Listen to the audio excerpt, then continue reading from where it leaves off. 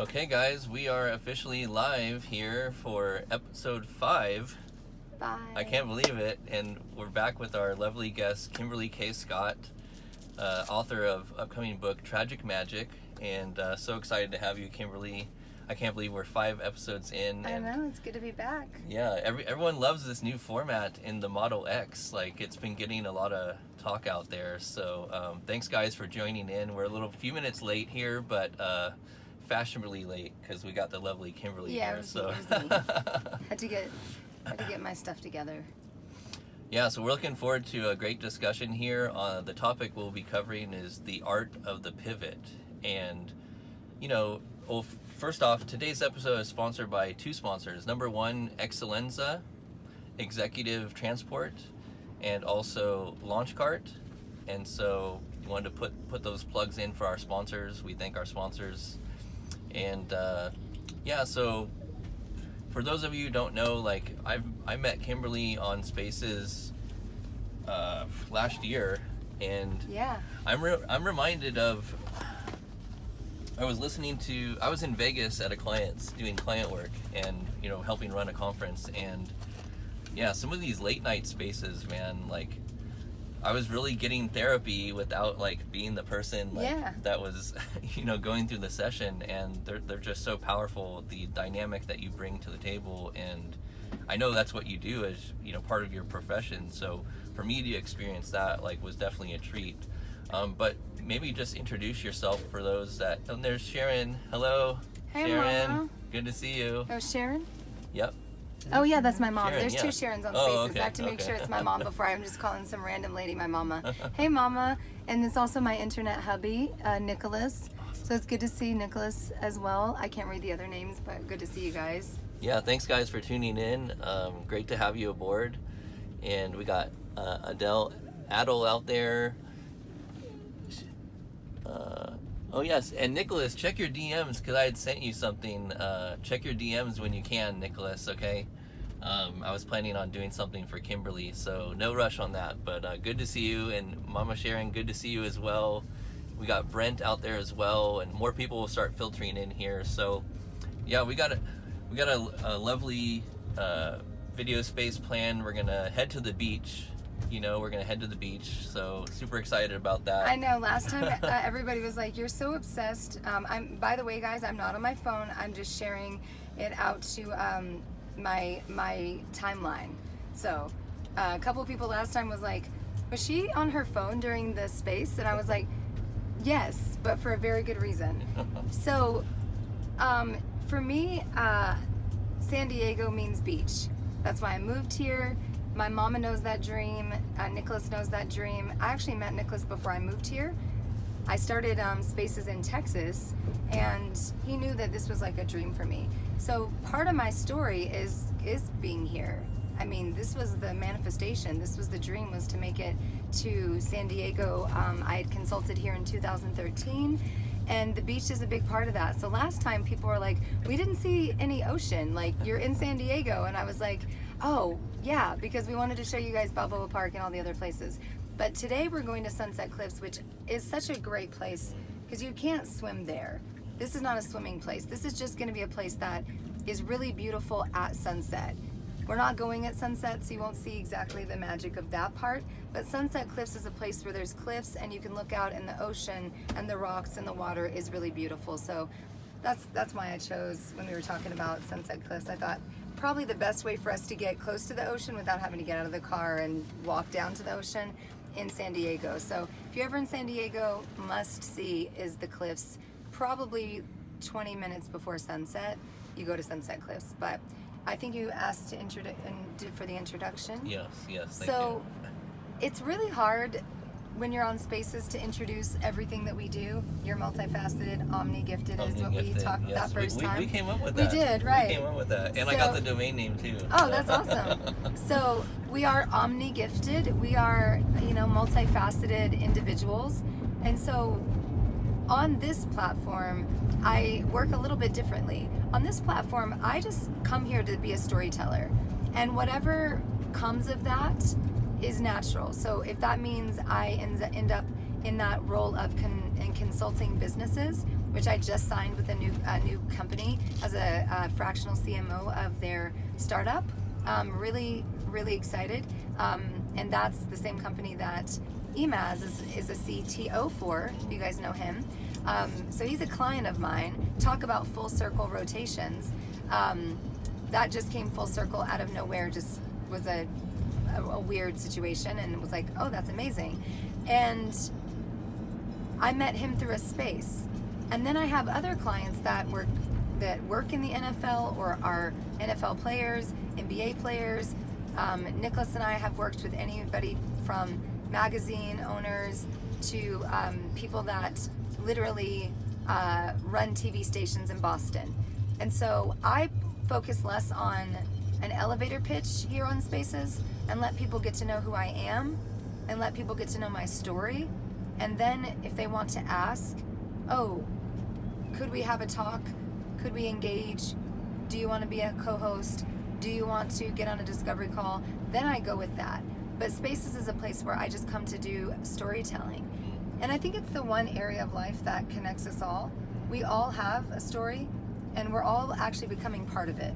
You know, you brought me into Eric's life. Eric came into my life via Justin. So now Eric has become a part of my tapestry. We had a very good meeting, our first meeting. Probably the most I had felt accepted in a while, because I felt like I could talk freely and openly with somebody and just get them to understand me.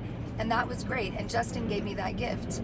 And then through, I guess, some of our first spaces, me and a couple of other people that you've mentioned, you really got through some different times. So we're all helping each other here. And that's why I don't like to introduce myself as like, oh, I'm a #1 best-selling women in tech, like integrative health advisor, wealth advisor. That's what I do, but it's not my identity. So at the end of the day, I'm a mama, I'm a friend, I'm a partner, I'm a daughter to my mom. Obviously, that's how that works. You're a daughter to your mom. People are gonna go, duh. But I think I'm a lover of life, and I'm just that person that, because of life's, I guess to wrap this, because of life's circumstances, I had to learn how to turn tragic into magic. And I've embraced that almost. I've welcomed and celebrated the tragic, because I know right around the corner is gonna be the most beautiful magic that I could never have imagined. So I think when we get caught in this, we get in the thick of this topic today, the art of the pivot, this idea of pain into purpose, you know, mess into message, tragic to magic, it's woven all throughout the idea of pivoting. Because you lose jobs, you have marriages fail, you might have the loss of a loved one. There's so many different things that can happen in life, and pivoting becomes an art form. How do you do it? Do you do it gracefully? Do you go do it, you know, in ways that don't hurt other people? Do you do it without taking too many risks? So I'm really excited about getting into this topic, because X has shown us that there's so many changes that have gone on just since Elon took over. And we've had to like bob and weave and be like Neo from the Matrix, dodging haters and drama. And also, you know, find new arenas. I know that you're in some different, just since we met here, not met, but met in real life, you've been taking some different directions, and you've had your own branding side, and you're kind of adjusting with the role that you have at your with the marketing that you're doing. So why did you decide that you wanted to do the topic on pivoting? Yeah, so I think, and I was telling Eric a little bit about this, and thank you for that intro. I think you hit on a lot of great points. I love the metaphor with Neo and the Matrix. I love that. It was a great movie, one of my favorites. Yeah. But yeah, so I think brands mature just like people do, right? And obviously we have our personal brand, and so I've been doing a lot of, you know, deep discovery around my personal brand as well as my company brand. And I've come to the realization that after making companies millions of dollars, right, that, you know, like I'm on this kind of journey of doing my own thing a bit now, right? Because I really feel that at the end of the day, yes, we can work for companies, we can have clients, but we have to have our own outlet that's like, you know, our own masterpiece, if you will. And so for me, like the Ronin, right? The Ronin. And what does the Ronin mean? So my personal brand is going through a phase of growth where I'm positioning myself and my my persona around the sales and marketing Ronin.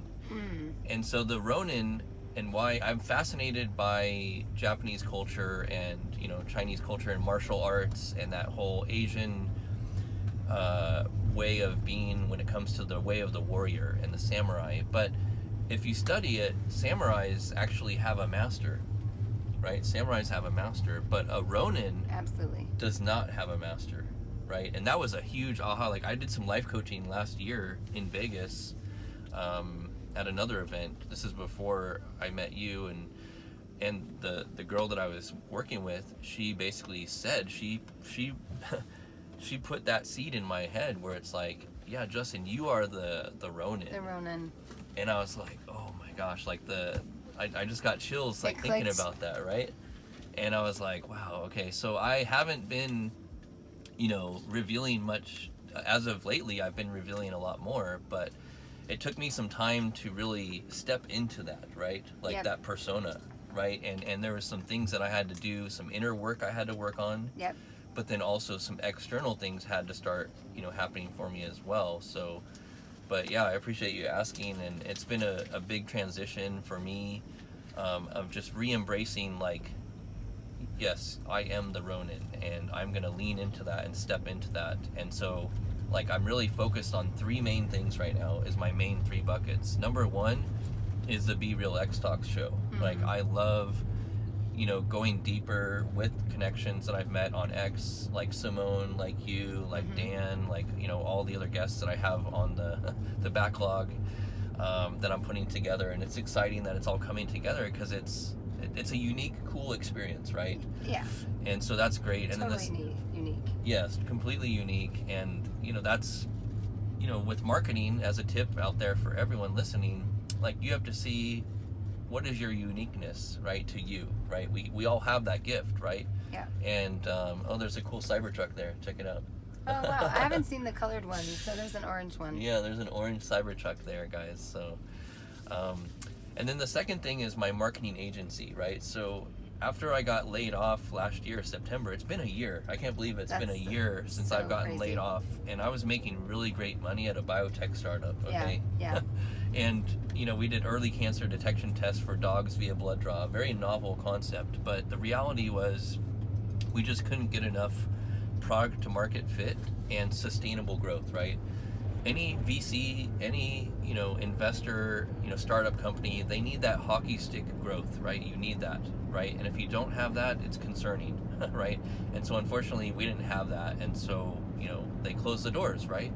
And I got laid off. And so ever since then, I reactivated my marketing agency. And so what does that look like? That looks like I'm taking clients, you know, 500, 1,000, 2,000 a month and up. And I'm basically helping them out with marketing, right? Right. Fractional CMO advisory, very similar to stuff that you do. Yeah.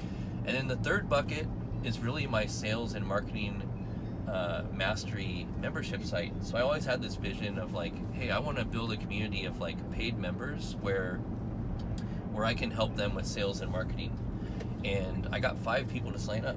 Yeah. So in the last few months. Now I had this vision like, you know, 8 months ago, but you can't come on to Twitter and like sell, right? Like, you can't. That's not the way it works, right? Well, people try. They try, yeah. Like, you get hit up in the DMs all the time, right? We used to have a phrase when Spaces first started called pitches get stitches.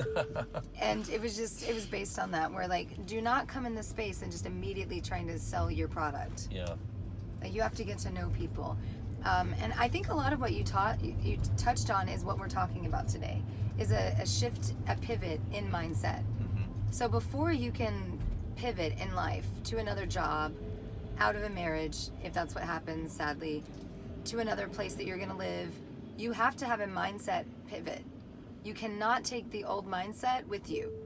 Like, you don't live in the past. That's not your address, right? We don't, I mean, how many of us just go drive by our old address all the time? We don't. That would be weird. It's strange. Like, nobody needs to be like, hey, I'm going to go visit my old house. Maybe where you grew up, there's some caveats, so don't at me and don't come in my inbox being like, I drive by my old house sometimes. I'm not talking about that. Figuratively and literally, we're not visiting our old home. We're not visiting our old addresses. We're not just every day going backwards. We get our mail at our new house. The companies that have to send us bills for us to pay, they have to find us at our new house. The companies that want to, promote their product, they send us mail to our home. People that we're going to get to know in our neighborhood, they're not going to be from our old neighborhood. We're not going to go try to make new friends every weekend at the old neighborhood. You're not going to just go take a chair and sit at the old neighborhood on the corner and people be like, hey, what are you doing? Oh, I'm just trying to make friends. No, you're going to try to make friends in your new neighborhood. Everything is about that new address. And that is a figurative address that you have made for your future. And pivoting requires that you change your address. You have to change the address, and that's the mindset that you're living in.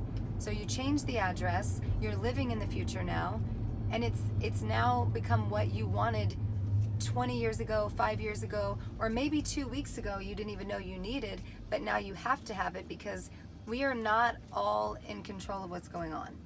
And so many people take entrepreneurship and they go, I'm in control. Not necessarily.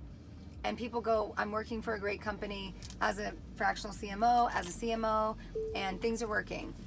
You have no idea if the money is going to run out. And then you're going to have to pivot. Then people say, well, as long as I'm an entrepreneur, I will be in control. Not necessarily, because you are going to have to be at the mercy of the people who want to hire you. And if you're living in the past making the same mistakes, then you will not get new clients. If someone comes to visit you, you've got a new friend, they're trying to find you, they want to drop something off, you give them the old address, you're not going to get what they're coming to visit you for. You're not going to get the visit, you're not going to get the gift. If they're like, happy birthday, I've got your gift, and they're like, are you still at the same old address? No, my new address is this. If they go to the old address and drop the gift off, you'll never get it. So it's really important. I know I've kind of beat it in today, this whole address, and I've said it I think on the last one too, stop looking backwards. Pivoting is going to require a massive shift in your mindset because you're almost going to have to fake it till you make it in your mind, not to people.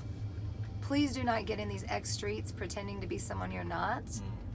We pick up on that very quickly in spaces. We can tell who's authentic, we can tell who's real, but in your own mind, if you have imposter syndrome, self-doubt, you're gonna have to then fake it till you make it. And that's gonna be through affirmations. I am this person. I am this way. The universe is working for me, not against me. I am working with the co-creator to create the life of my dreams. Affirmations are important to pivoting. Mindset change is important to pivoting. And acceptance is gonna be one of the hardest things in pivoting. Accepting change. We are not used to change. We are not innately built with this idea that we just love change. Change is hard.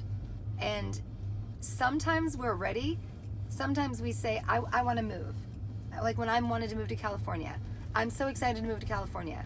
But then I got here. I didn't have my friends here. I didn't have my family here.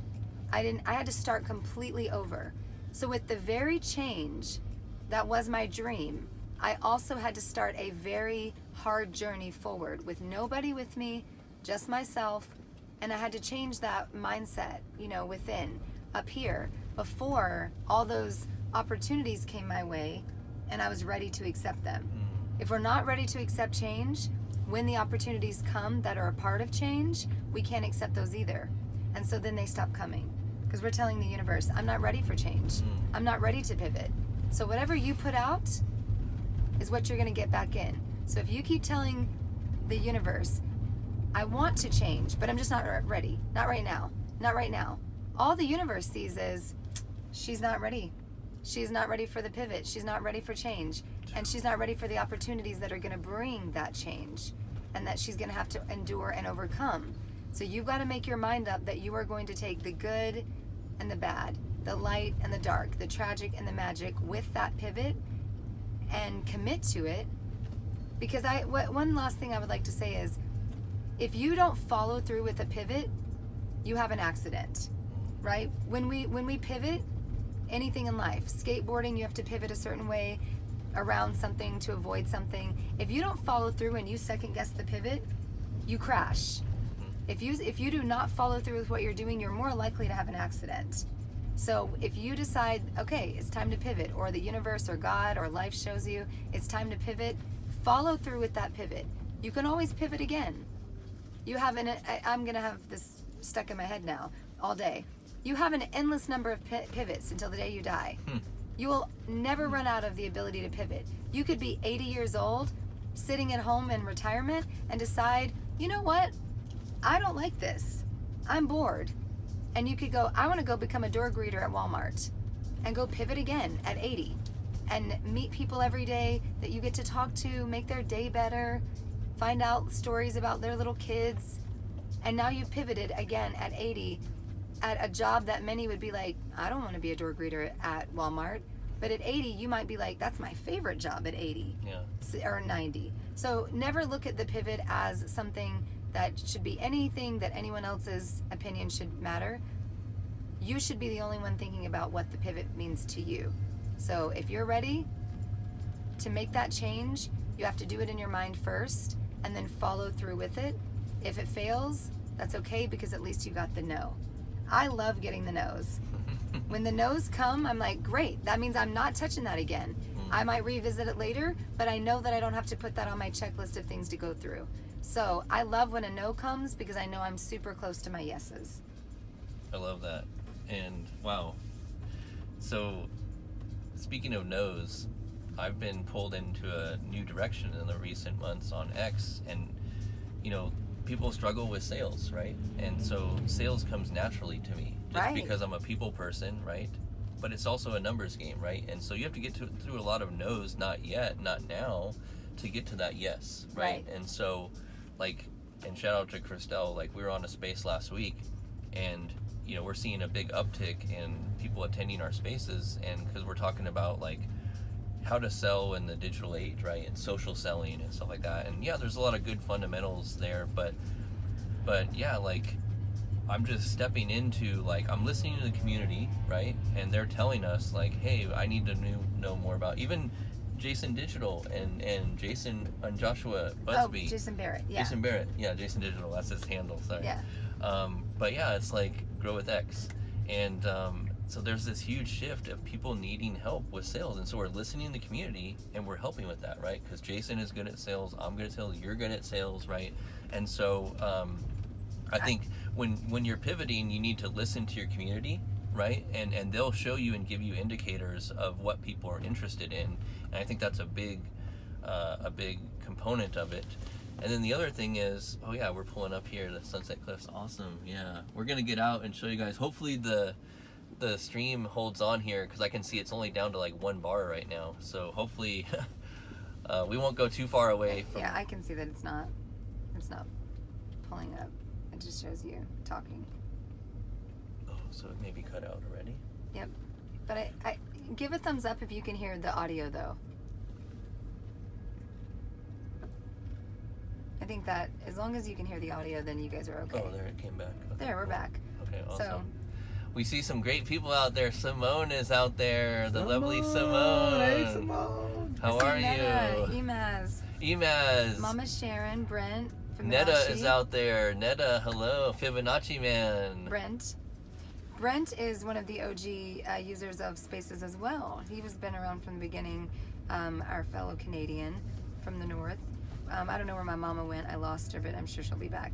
But no, I don't know if we can get out and show it as well, but these Sunset Cliffs are where I come to clear my head. There's a parking area down there that you can park and overlook the cliffs back here. Paul Stevens, one of our Twitter Spaces friends, he's a client of mine. We shot a video for him down there as well when he was in town. So it's just a beautiful area. And what I love about this is everybody thinks of the ocean when you say, let's go look at the ocean. They think of I don't want to go. There's going to be too much sand. I've got to pack a bag. Your mindset and the way you see things from your perspective are going to be huge when it comes to sales and you telling the story of what you're selling. If I told you I'm going to the beach today, like what we're doing right now, you might expect me and Justin to get out of the car right now, right? And you might expect us to get out and there's a sandy beach, there's people with umbrellas, there's people like all over with their kids. But if you knew that there's other options for beaches, for oceans, then you would go, oh, there might be other options. It's my job to explain to you guys before we get out of this car, this is not a beach. You're gonna see the ocean, but this is not a beach. There's no place for us to put an umbrella. Like, we are going to be able to stand and look out at the ocean, and we can turn it around if you don't want to get out. But this is where people come to park, walk, and there's a big group of rocks right here. So what I think is important when you're thinking about pivoting in life, you have to decide if it's sales, if it's marriage, if it's becoming single, if it's the loss of a loved one. You have to decide and remind yourself that sometimes pivoting can be, yes, I'm gonna pivot to a better position, a better job. That's that fun beach area. The fun beach area that's got the umbrellas, the kids, everybody laughing. But sometimes you're gonna have an ocean that's not a beach. You can see the ocean on the other side of this, and we'll show it to you. There are gonna be a lot of rocks before you can get to that water. There's a lot of rocks on this other side of this guardrail. There's also a railing here to keep people from, in the middle of the night, running off this side into the ocean. So pivoting has so many parts to it, and it's your job to identify what parts are going to be dangerous that you need to avoid when you're pivoting out of one thing and into another thing, and what parts can you drive right up to the guardrail, take that risk, take the calculated risk, and then you still get to see the ocean. And then other times, that after seeing this ocean, when the weather gets better and you have more time and you feel like you want to go to Sandy Beach, you can go over there, pack your bag, go lay out, get some sun. But pivoting is always going to be a big reminder to you that you have to understand where you're going to next so that you can be prepared for that. You can't just say, you know what, I got fired, I'm just going to go become a life coach. You can't just go jump into being a life coach because it might have a lot of rocks and a guardrail that's saying, stop, hold on, you need to get certified first, you need to learn a few more tools, you need to hire a coach maybe to teach you what to do. And people usually go, no, I'm gonna do whatever. If somebody came through this guardrail right now, they would end up in the ocean for sure, but not the way they would want to. They would hit all of these rocks, they would end up in the ocean, with no way to get their car out. But if they understood that, if they just waited and planned and said, I want to go to the beach, I want to see the ocean. Where do I want to go to the beach and where do I want to see the ocean at? A place that I can sit in my car with a person like Eric that's driving us right now and having just a chill conversation in the back of the car. We can see the ocean, it's very calm. I don't have to get out, I don't have to deal with any sand. That's more my speed. Or do I want to head over to the place where I'm going to lay on towels, somebody's dusty kids are going to be running past me, throwing sand. There's going to be a million people playing their different songs. I'm going to hear rap on this side, country over there. Which place do I feel that's going to fit me today in this next season of my life? Some people are going to choose to come look at the beach in quiet solitude, knowing that those rocks are not going to hurt them because they're not going to be trying to get to that ocean. They don't need to try to get to that ocean. That's not where their destination is. Their destination is right here, talking with these people. So right now, I'm not going to try to get out of here in these heels, hop down, cross that, drop down over those rocks, and try to swim in that ocean. But when I'm ready for that time to go to the other beach and lay on the sand and lay out and take in the sun for that season of my life and just look at the ocean, look at people laughing, I'm not going to wear a dress like this. I'm going to wear flip-flops. I'm going to come prepared. I'm going to have sunscreen. You have to know where you're going. What does the pivot look like? Is it dangerous for you? Do you have to bring tools? Do you have to bring skills? And then who do you want along on that journey, on the pivot? The people that are supporting you or not? So my children, to end this metaphor, my children don't necessarily like the sand of the beach, but they'll come with me every time at sunset for the cliffs. They love looking at the ocean and the sunset if they can do it in the car or right outside the car. But if I say, let's go to the beach, they're like, no thanks. So you have to make sure that the people that are on that ride with you are just as excited about where the destination is, just as excited to support you on that, and just as excited to, if they can't support you and go with you, that they can support you by being there and giving you the tools and that sort of cheerleader like my mama is to me. I've moved 1,000 places, and every time she's always like, I could never live in California like you're doing, but good for you. And then over the years, guess what? My mama started saying, if anything ever happens to your daddy, I'm coming out to California to live with you. You never know when the pivot that you make will change other people's lives. So just a couple, I mean, this is a small space today because Simone's having a big space that she does very rarely. And then WTF is happening right now too. So we know that this is more of a playback space. So that's why I wanted to give a more of a longer talk about the pivot and where you're going to end up, because we're not catching our live listeners like you normally would right now. There are 4 or 5 different spaces going on right now that we were tagged in this morning that were going to happen at this exact time. Simone was the one that tagged us. I don't know if you saw that. I think but so, 5 spaces going on at this time. And when you have someone like Simone who doesn't do spaces often, you'll have her, people will be like, I need to catch her when I can. And then the people that are in WTF, they build trust over there. So it's, again, you're always going to have to pivot. And when I got in today, I knew after seeing that list of tags, I was like, we're probably going to spend more time talking and having longer points for the playback listeners, because we won't have a lot of live engagement back and forth. And also being in the car, you don't get as many people requesting because they don't know how to, engage with you in the car as much. So that's just another example of pivoting. If I'm on a space where I'm just sitting at my house and I know that people are going to come every week and they know what to expect, I'm one type of personality. And I know how I can bring a lot of speakers up and I don't have to carry the conversation. But you and I are the ones carrying the conversation because everyone else is going to be the playback listeners today. So just another example of how to pivot and what to take into account before you do so. Yeah, man, that was a great metaphor with the the edge of the cliff here and everything. So well said, Kimberly, well said. And guys, well, I think shout out to Fernando and Paul Stevens, your client, your good buddy is out and there. Sally is my client, she's in here as well. Awesome. We actually just ended before I met with you. So. Oh, really nice. Yeah, Okay. I told her I was headed here. Awesome. Well, yeah, I guess we'll head over to I don't think you don't need to get out, right? No, but do we want to just switch it around for a second to show them what it looks like? Oh yeah, sure, yeah. Because they're like, they're there, but they can't see it. Here you go, Fernando and Paul and Sally. Well, let me switch it around for you so you can see the view here. But hopefully the stream is holding up okay. And Paul's been here, so Paul would have seen it. But this is where the most magical sunsets happen. That's why it's called Sunset Cliffs. So you can see the rocks probably a little better there.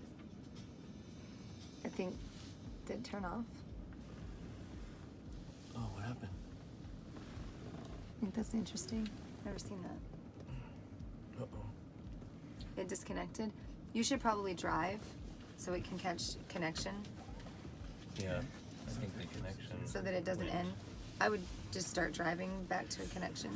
Well, that's why we got the backup camera here. Yeah, that's perfect. So, is that O Beep here there? Ocean Beach? I think is that Ocean Beach here? I think down there it is, yeah. So there's the cliffs actually right there. Here's the parking, but the cliffs are down there. Yeah. You walk down that little place and it's crazy at sunset when it's not overcast. It's one of the most, we shot Paul's video there. Oh, nice. And where is he located? He's in Texas. Okay. You should have 2 minutes to connect back to the space. Okay. So hopefully we'll connect up here. Yeah, check it on your end, because I have it bars shows that now. it's done. Oh shoot, it ended? Okay, that's alright. We can start it back up again. Yeah, 33 minutes. So it says it must have ended. It must have disconnected before we realized. Because I saw Sally, but you saw I wonder if I should try going live instead. I think you could go live. You think should I do that? Yeah. That's a good replay. Okay. Like there's a lot of people right now that are over in Simone's space because she doesn't do them but once a month. Okay. And she had a new person with her, she said. So let me check. Here we go, live. Yeah, let's try live. Well, that's weird because I don't Can see we- Simone in a space. Can we still see the comments and stuff? People can Oh. comment, right? In 10 minutes, she has her space. Oh, okay. So if we go live here, we can still see the comments, you've but set people it- can't just request a mic, right? They can't Yeah. request a mic, but most people don't when we're in the Okay. car. Okay, cool. All right, let's do this instead. Is this all right for you, Kimberly? Is Yeah. it turned toward us? There Yeah, we go. there we go. Yeah, I think Cool. that's great. Yeah, cool. All right, Do you and have comments set that anyone can comment in your settings? Have you done Uh, lives and had comments? yes, I have. Yeah. Okay, Yeah. then you're okay. good. We're gonna go to this Mediterranean place. Is that all right with you? Yeah. Okay. Baba Kebab. Okay, cool. All right. How many minutes? 30. Okay. Okay. That makes Do you sense. have time? Yeah, that makes Okay. sense because we did 30 minutes and this will be 30 minutes there. Okay. Okay. So that'll be our hour. And you just have something at 5, right? You have to be home at like 4:30. Something. Yeah, like that? five will be, Okay. I'll be fine. Okay. Cool. Okay. All right. We're live, guys. We're back. So we were. Oh, that's cool. Much better picture than the Yep. video space. So Yep. yeah, we had a little connection issue at Sunset Cliffs, but we got the other backup phone here, so we got a good recording that we can put out to YouTube as well, and definitely capture all the great teachings that you shared with us. Man, it was you were on fire there. So Yeah, I always talk about the resistance. I've talked about the War of Art, Stephen Pressfield, that book. I've put that out at like so much that they should give me probably royalties from it. But when you're doing something and you're getting a message across that should be heard, there's going to be resistance, and you're going to have to keep pushing through. And one of the things that I think even here, we saw this here. You get 2 minutes on a space to reconnect before it ends.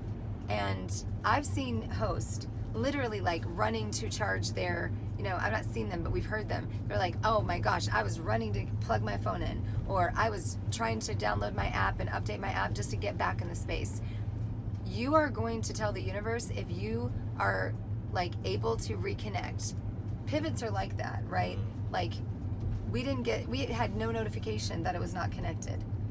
We had nothing. So we didn't have that ability to go, oh, jump out, come back, and then join the space again. So there's 2 minutes to reconnect here, and people can keep talking in the space, and they think you're just on mute. So the host will be there, rushing to get back. That's the way life is. When something happens, are you going to? There's 2 ways to handle a pivot. Are you going to slow down a little bit, look at everything that's gone on, look at the patterns in your life, and say to yourself, am I in alignment with where I'm going next? Like, pivoting too fast can really make us, can put us out of alignment. So what'll happen is people will be in hustle mentality, they'll lose a job, they'll lose something with their entrepreneurship, and they'll say, oh my gosh, I have to move, I gotta get going, I gotta go fast. And they won't slow down to do the mindfulness portion of the pivot. So pivoting in most talks that you'll hear across the internet is all about hustling. I make one mistake, I go to the next thing. I make a mistake, I go to the next thing. I'm always on the go. But there's a reason that more people, and there's a meme out there that says hustle, and it's got the word hustle crossed out. It's all been all over the internet this last year. Got the word hustle crossed out, and then it's got align. The reason people are starting to really understand that you want to focus on alignment when you pivot is that you do not want to pivot into the wrong things over and over and over before you sit down and say, okay, clearly I'm making a mistake in the direction I'm going. So 2 ways to handle a pivot. You can just jump immediately into something else. That works because if you fail fast. But I prefer the alignment method. I prefer to learn from what was it that I was not hearing before this thing happened. What was it that I was missing? Like Justin and I, we didn't see that this was disconnected. If I would have looked at my phone, I would have noticed that it was no longer working. It was no longer happening, right? Like the space was gone. But because I wasn't paying attention to my phone, I was wrapped up in what was going over here, wrapped up in telling my story or whatever. I didn't see that. So I didn't get the information I needed to understand that the space was going to crash and that we needed to reconnect. The same happens with the pivot. If you're not paying attention to the patterns that have gone on in your life, that have happened time and time again, maybe you're having issues with the way you talk to people, maybe you're having issues with the way you're delivering, maybe you're having issues with the way that you look at things. Justin said it earlier, that I was good at sales. I'm actually not good at sales. I'll explain this differently. I am not great at sales. If it comes down to life or death and feeding my family, I will do sales. And I have. When I moved to Seattle and I had a famous life before that and been on TV and married to someone famous, then moved to Seattle and knew no one, I had like no money, no car, no job. I got into timeshare sales. And I was like, that's one of the hardest things to sell. That's hard. But I jumped into it because I needed a job. They paid me for the first 6 weeks of training, and this is what I thought. I'll go into the training, they'll pay me for training, and I'll look for another job during that time. And I'll get another job. I won't have to worry about all of this. I won't have to worry about trying to sell to anyone. Because I was not in alignment and I was not going the right direction, I actually just ended up I didn't get a job in that 6 week period. And so I had to do the timeshare sales. And it was crazy. But I learned so much from selling timeshares. I learned so much about people, how they value their family, how they value their time, how they don't take vacation as much as they should, how they don't put themselves first enough at their jobs, how they don't vacation to take those mental mindsets, mental breaks. And so when I moved into coaching, I took that information that I learned from selling timeshares and then brought that over into coaching. And so I think that's one of the things that we need to remember is that if you are not getting what you want, it might be by design. So maybe if the pivot is not working exactly how you think it should, it might be because the co-creator, the divine, holy person that you believe in or whatever you believe in has a different plan. And you're supposed to be working with the co-creator when you pivot. You're supposed to be checking in like, hey dude, hey lady, hey spirit, hey whatever you believe. I'm just gonna say, hey God, is this right? You know, can you help me with my patterns? Can you help me see? Can you put some signs out there to direct me to the right place? Because it feels like I'm missing something. And when you ask for alignment, you get alignment. If you ask for opportunities, you may get all the opportunities in the world, but they may not be the right ones. So then you keep making the same mistakes and you keep ending the same way. And I see that all the time with people who are like, man, I keep getting all these jobs, but 6 months in, I lose them. You know, a year in, they're out. 2 years in, they're out. What are we missing? It's that you pivoted the wrong direction. You were supposed to go left, but you went right. And so you weren't in alignment with who you are. And right had a bunch of opportunities that were easy to get. Left had a little bit of the untraveled road, and you decided, I don't want to go that way. That seems a little harder. By the time you lose your third, fourth job, or the fourth, fifth opportunity has been missed or has failed, you start going, left looks pretty good. Yeah. Left looks like I might want to pivot that way next time. And I think that's something that we need to remember is that patterns are going to be so important in pivoting in life. You've got to see, what is it that I keep doing? Relationships, friendships, marriage, work, health, fitness. What is it that where's the wall that I keep hitting? So I start out, I'm great every time I pivot, a new job, a new relationship, everything's going great. And then something happens and I hit a wall. What is that wall? If you take some time to get in alignment before you make that decision on which direction you're going to pivot, you're more likely to avoid that wall next time, because on your journey, the wall does not exist. Where over on this one, the wall is there every time. And if you can't if like 6 times in, you've hit the wall and you can't go, every time I turn right, I run into a brick wall, then that's a you problem. And you need to get a coach, or you need to get in alignment. Yeah, coaching is big, and 2 things that are showing up here from those great points you made. So alignment and fulfillment, right? Because like if you would have told me last year that I'd be helping a client with their sales, like, I would have told you you're crazy. Right. There's no way I saw that as my... Nope. But what's happening now is I have clients reaching out to me, you know, that they're trying me out for an hour or two at $250 an hour, $500 an hour, right? Before they commit to me like a larger budget, right? Of course, they want to try you, right? Yep. And now they're starting to see like, oh wow, okay, man, Justin, he's good, right? He knows what he's talking about when it comes to marketing and sales. And then so now I'm getting larger retainers, but it's just because I understand people, right? Like I'm a people person, right? Like 20 years ago, 15 years ago, like I was the guy at the networking groups all around San Diego and Carlsbad, like going to chamber mixers, like shaking hands. Same. Passing business cards. I was like, I was known as the connector. Yeah. Why? Because I want to connect with people, and I want to connect. If you have something that I don't have and I can't help you with, like I'm going to connect you up with... You'll find the person. With Kimberly, or I'm going to connect you up with Eric, or I'm going to connect you up with Netta, or I'm going to, you know what I mean? Like, It's just being a connector first and foremost. And, you know, it may sound cliche, but like, if you're struggling on X and Spaces and with social media, like go to a local chamber event, like start locally. Like I was coaching this guy that I just did a webinar with before our space today, and he's a video guy in Utah, and we met at a conference and we teamed up and we did a webinar together. Like he handled the video, I handled the marketing, and I told him like months ago when we started working together, I was like, man, you got to start locally. Like I was like, start locally. You're going to all these conferences and whatever, and like, you know, some things aren't working out, and I'm like, just start locally, right? Because when you start locally, everything else starts to open up. Would you agree? Yeah, my whole like life changed in a change of, I was online and I worked in that for about 10 years. Worked for Martha Stewart Crafts. I was an online journalist. I worked as a blogger. I had almost 1 million followers to my blog. That was the world that I lived in, right? And I did Facebook Friday for the local TV station. So that was my world.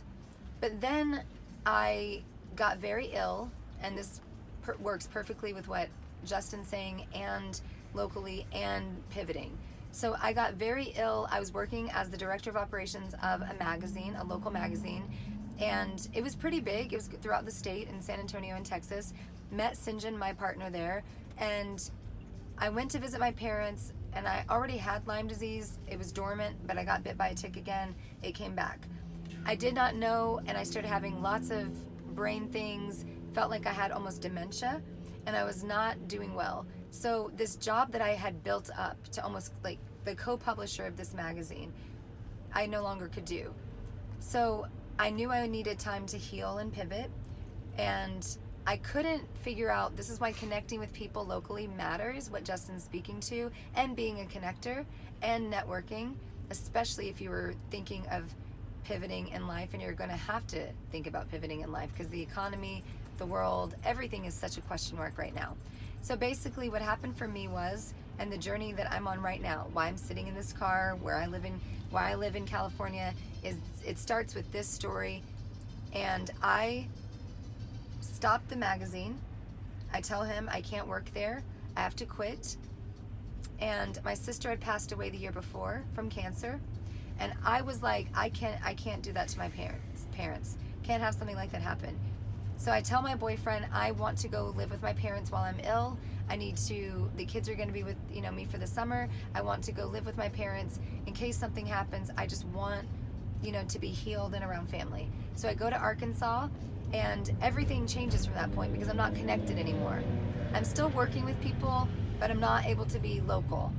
So we're going to skip a couple steps. We make it back to San Antonio. And what happens is, and this was the greatest thing that happened. No, before we moved to my parents, actually. Sorry, time frame change. So before we move, I'm laying in bed every day and I'm healing. My brain is healing, and I just keep watching the sunset. So if you haven't heard and you haven't seen my profile, even us going to Sunset Cliffs, I am obsessed with sunsets. They have a very big meaning to me, and it's because of this story. So every day I would wait for the sunset. Every day I needed the sunset to happen because I knew that I made it through another day. And so basically I was just waiting for sunsets, and they were right outside my window, and Sinjin would come home from work, and I would take a photo of the sunset, post it to Instagram, and that's what I was living for, and my children. One day, I'm starting to feel better, but I don't know what my next move is. I don't know what my pivot's gonna be. I have no idea. I have nowhere to go in life. I know I can't do a 40-hour-a-week position. Is there a way we can turn down the music by chance, slightly? Turn down the music. Yeah. Sorry, my autism, I caught music and I was like, something is throwing me off. Sorry about that. So, sorry, Eric. So basically, that's just an example of sensory perception in a person that has autism or neurodivergent. So if you guys ever have a friend that deals with that, you'll know that's what it looks like. So basically, this woman that I had worked on a campaign for, when I lived in a city, 2 city towns away from us, I helped her get elected for mayor. And then the woman after her, I worked on her campaign, and she got elected for mayor. So 2 mayors in a row. So she calls me one day and she says, "What's going on with you?" And I was like, "What do you mean?" She's like, "You've not been on Facebook, you're not posting, someone said you left the magazine." And I was like, it's time for me to be honest. It's time for me to tell the local people that I've been friends with and everything that I'm not doing well, and that I've been sick, and I've got to find a way back to some sort of job, but I can't do a 40-hour-week job. I can't go to a 9 to 5. And so I tell her, I said, I can't do that same work. She says, "Okay, I'm gonna come get you in 5 minutes." I said, "Oh no, I'm not dressed. I'm in a flannel shirt. I'm wearing like a beanie and braids." I was like, "I can't come." She goes, "Throw your hair in a little top bun." You guys have all seen the woman with little top bun. "Throw your hair in a top bun. I'm coming to get you." I'm like, "Oh my gosh, I don't want to go to a networking event." She shows up at my house in 5 minutes. She was 5 minutes down the road. I can't change. We don't have time for that. I can't put a dress on like this. I can't get ready. So I'm in a flannel, jeans, and a top bun. No makeup. And we go to this event. And it's just this small coffee group, accountability group for networking, called Women Helping Women to Network. And this is where my life would change. We go to that event. There's 10 women. And I'm going to pause really quickly to see if Eric needs to ask a question. Are you good? Okay, perfect. We always like to check in with our driver, make sure we're on the same route. So I go to this event. There's about 10 women at the event. I have specialized in social media for about 7-8 years at that point. I started social media specialization in 2009, probably earlier, about 2008. So I had already had a good number of years under my belt with social media. I go to this meeting. They're doing elevator pitches, 30-second elevator pitches. I do not have one. I don't even know what that is. And they go around the table, and she comes to me, and they go, "Okay, Kimberly, it's your time." And I go, "I am Kimberly Scott.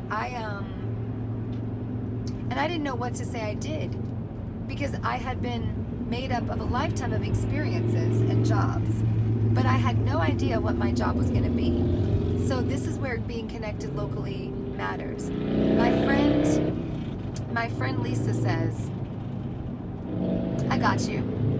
And she goes, "Kimberly is an online social media and brand coach and specialist. So she can help you with your online branding, just like she did with my campaign. She ran all of our social media. She can help you with setting it up, finding your voice, finding your brand, putting your colors together." And I was like, yeah, that is what I can do. That is what I do. And so all of these women after me start going, "I'm Linda. I work at travel, blah, blah, blah. But you know what? I need to talk to you, Kimberly, because I'm terrible at social media." The next woman, "I'm Amy Robbins. I am the owner of Women da-da-da-da.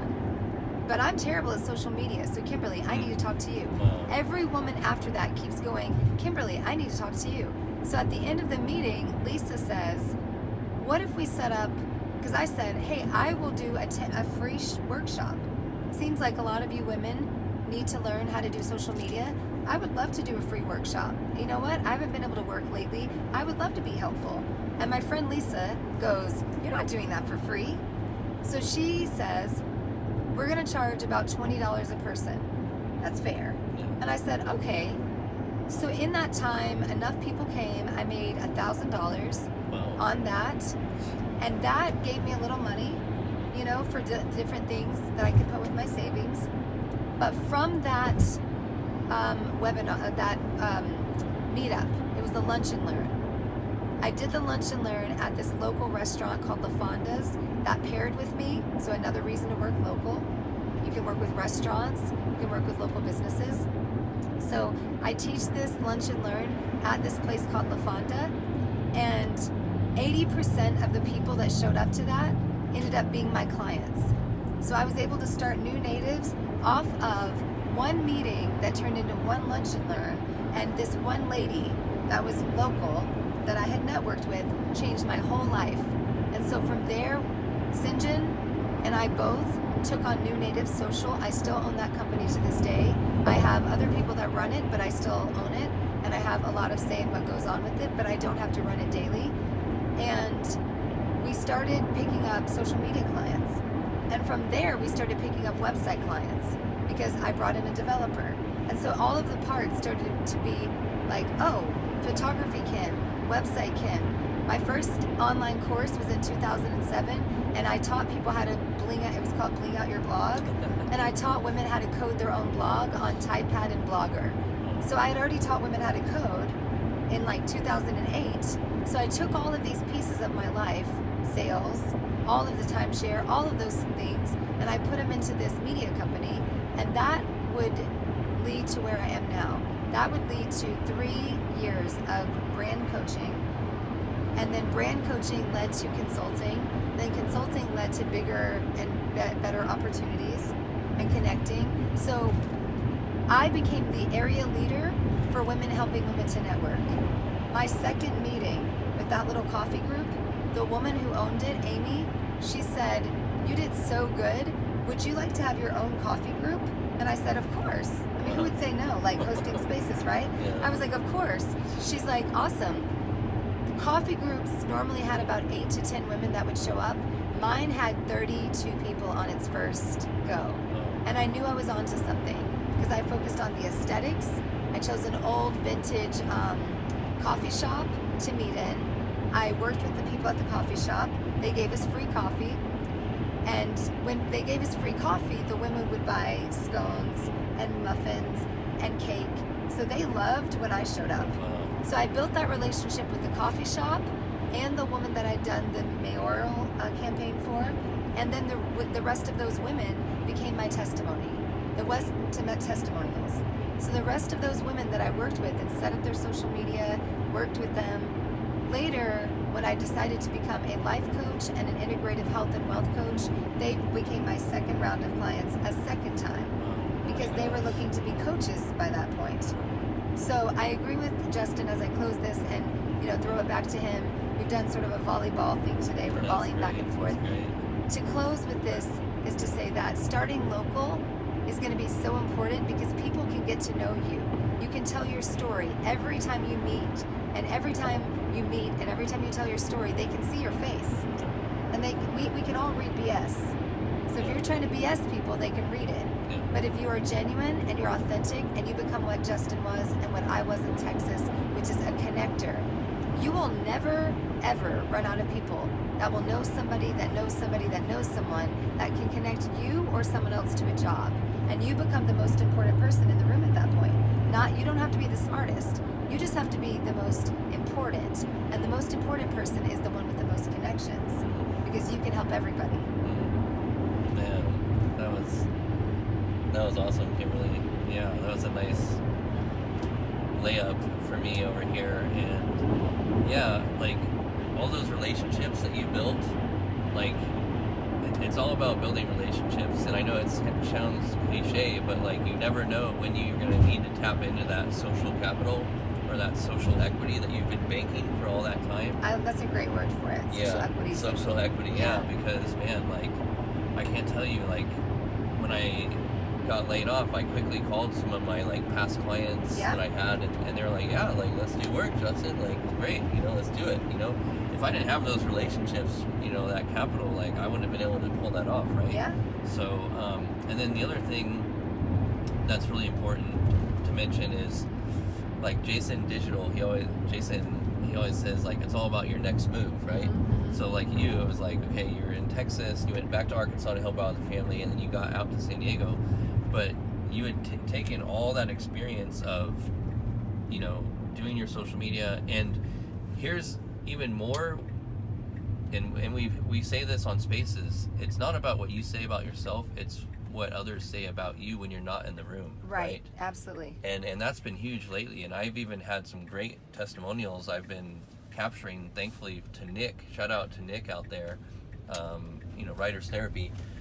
He gave me a glowing testimonial because I started doing giveaways, right? I was like, hey, I want to do a giveaway on my Spaces now, and so people have been commenting and reposting it, and then so Nick and I got on a call, and he gave me a glowing testimonial. So he's like, yeah, I'm gonna be able to like bring in at least $2,000 to $3,000 based on what Justin taught me in like a 30-minute session, and like that means the world to me, right? Right.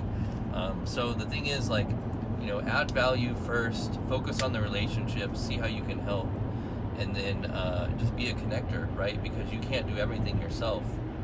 And you know, the importance of, yes, we're omni-gifted, but I like to stay in my lane. Like, my lane is social media too, right? I like, made that post yesterday. I was like, you know, you stay can in your only lane. Yeah. survive staying in your lane. Yeah. And further, into the sales, I didn't finish that earlier. I don't do sales. So this testimonial, this what people say about you when you're not around, that is the way that my business runs. So every person that you will see that I coach heard from me either sitting in a space, or they heard from me from somebody who said, you need Kimberly.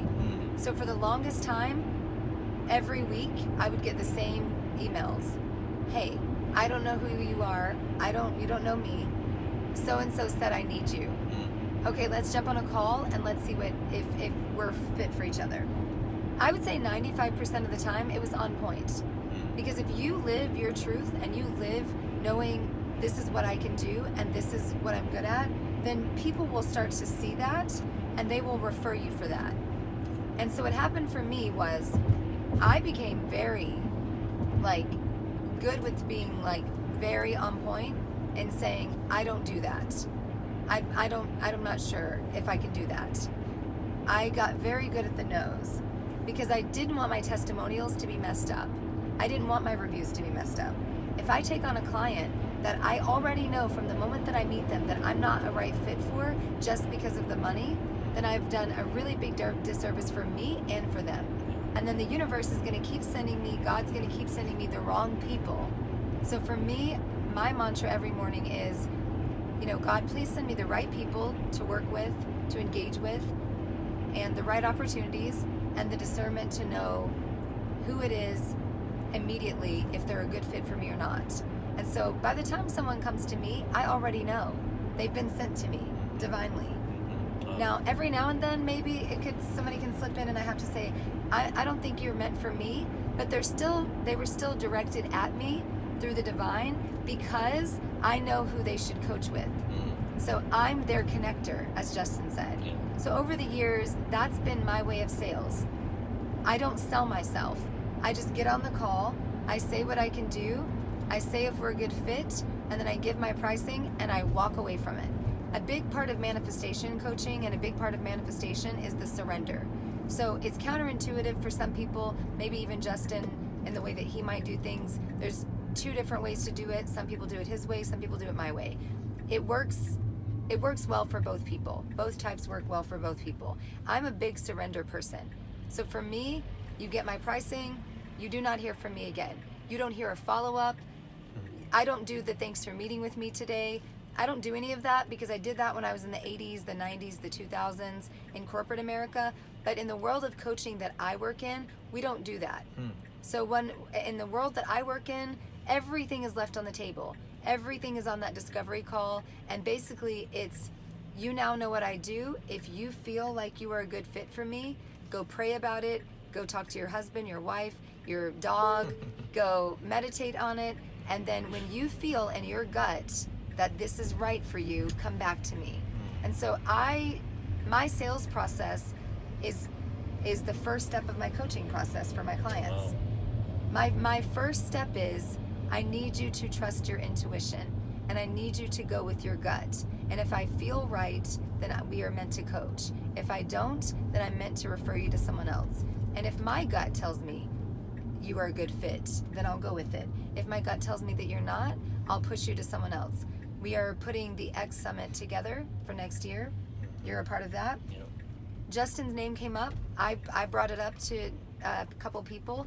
Other people had also brought it up when I was not in the meeting. So the fact that I brought up Justin's name for marketing and other people brought up Justin's name when I was not in the meeting, that's a really big testimonial for Justin. That Kimberly and 2 other people that didn't talk in the same meeting brought up the same person. In my life, there have been times where people say, you know what? You need Kimberly. And I'll get an email that says, I don't know what you do, but 3 people already have given me your name. So by the 3rd person, I've decided, I think I need you. And so that's where I think sales becomes a choice. You can become a person who goes through a sales process, like what Justin teaches. That I think works for a lot of businesses, entrepreneurs. I work more on a personal coaching level, and then I consult for business. I give my packaging, and then it's non-negotiable from there. I don't negotiate. We don't talk about it. This is what I know my value is at this point, where I've gotten, and this is what I'll do. And then I charge everybody that I know can afford me the price that I know is my value. And here's how I balance my sales and the yin and yang, the tragic magic that we talk about. Everything in life is a balance. So for me, I got into coaching to help people that didn't have money. So what was really starting to worry me was that I was moving up to where only people that had a lot of money could afford me. And that did not align with my work and my soul, right? I was like, I didn't get in this just to work with rich people. So one of the things that I do is I choose every quarter 4 people that are on a sliding scale. And so they let me know what and this is very big, because people have been taught to go, I'm not going to say a number first. You say the number first.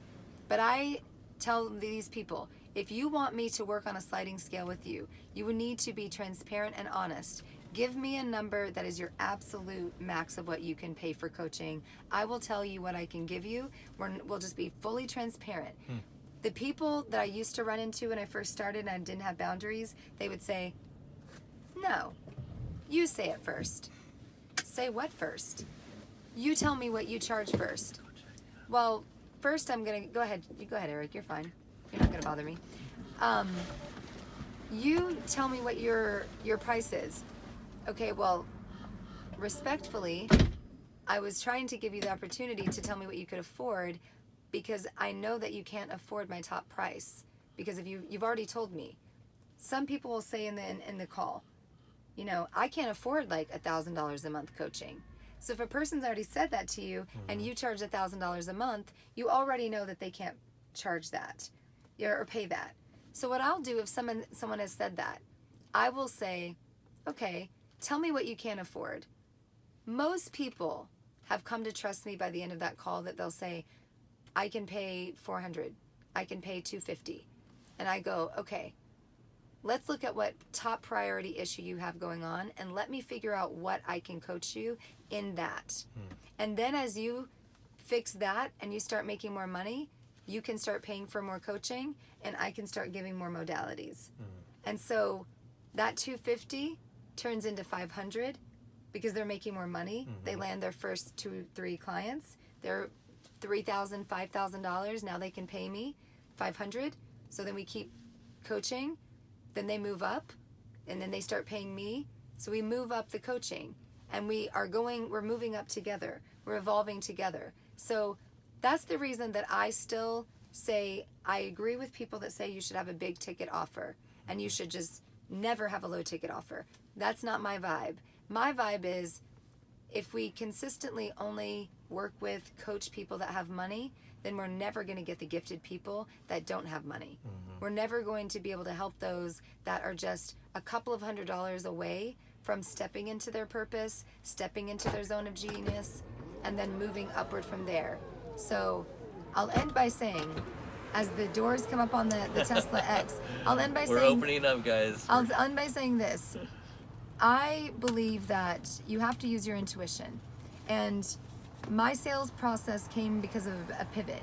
When people started saying to me, you know, I can pay those big amounts, $1,000 here, $1,000 a month there, something in me changed, And I was like, I really want to be able to help those people that can't pay that $1,000.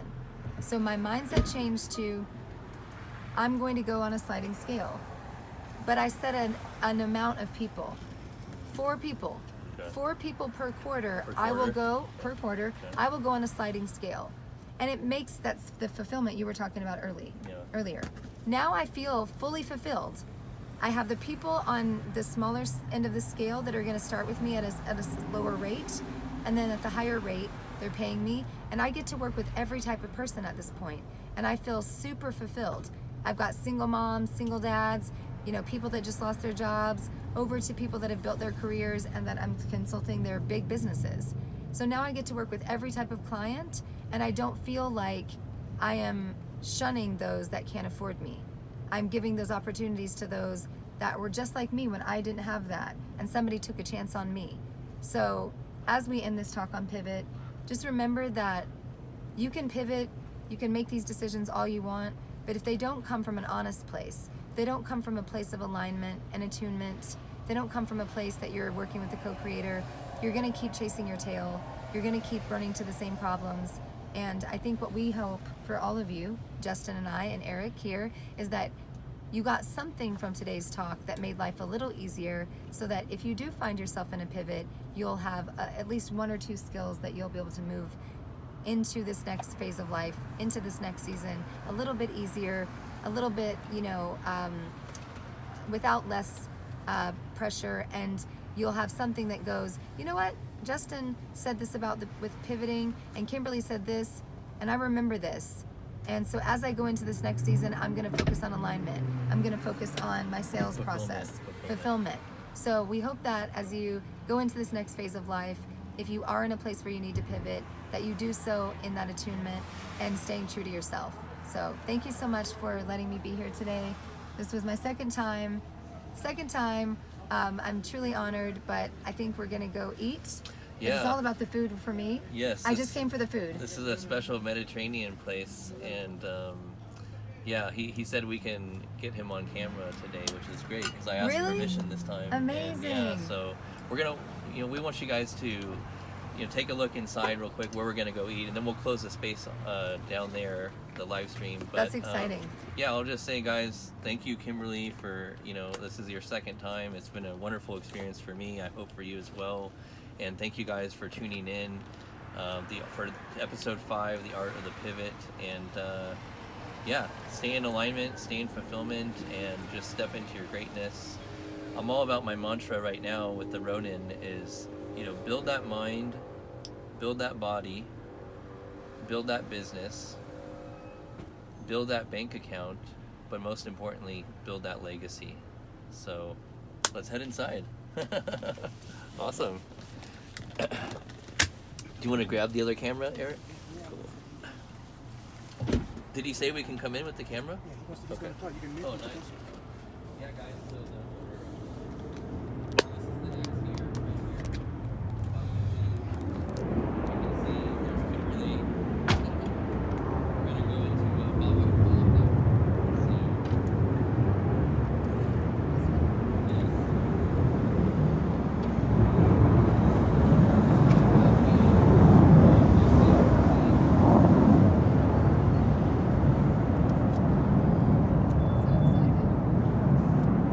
Yeah, thanks guys. We're gonna go inside here. Let me get the shot of the. Did you get this sign? I got Baba Kebab, yes. Yes, Baba Kebab.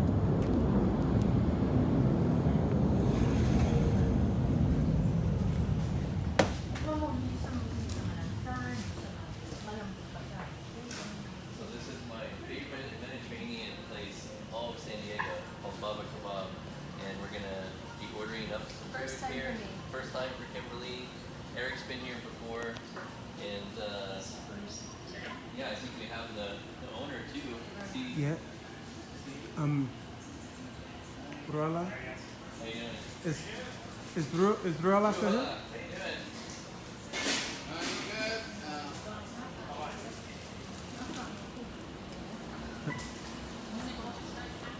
doing? This is the owner here. You're on the thank you. live video. Nice. Introduce yourself. Rula Dai. And this is your restaurant. Yes. Baba kebab. Baba Kebab. Yeah, it's one of the highest rated in San Diego. So, well, we appreciate you having us. And yeah, we'll go ahead and sign off today, guys. Say goodbye. Bye. See you guys later. All right, we'll see you on the next episode. Take care. Thanks, guys. Thank you.